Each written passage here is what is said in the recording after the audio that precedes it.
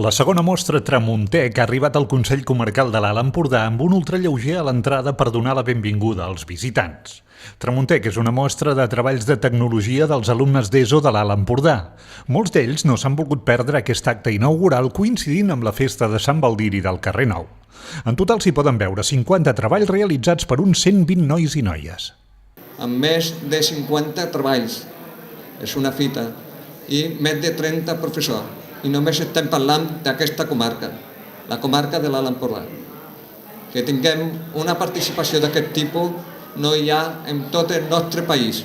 És una participació important, que tothom tingui ganes de fer una cosa com aquesta, participar i posar el seu gra de sorra.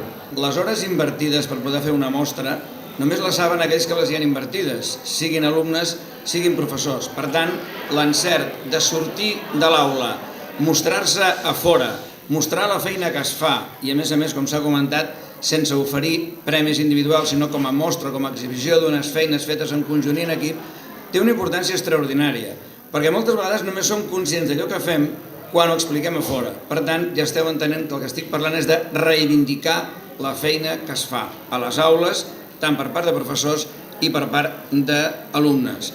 El que sí que demano és que la tecnologia, i jo els professors estic segur que ho fan, la fan com una eina també transversal, que és que a l'hora que fan servir la tecnologia també es treballen altres àrees, com tipus matemàtiques, bàsicament, inclús llenguatge fins i tot. Aquesta transversalitat que tindria la tecnologia, que convé que la facin tots els alumnes, és la que ens ha de fer descobridors de futurs talents. Tramuntec es pot visitar fins al dijous 27 de maig, que es clourà amb una conferència del doctor enginyer industrial Marc Carreras a les 7 de la tarda. Amb aquesta mostra es pretén fer arribar a l'alumnat, al professorat, les famílies i a la societat empordanesa en general els aprenentatges de tecnologia que treballen els alumnes al llarg de tota la secundària.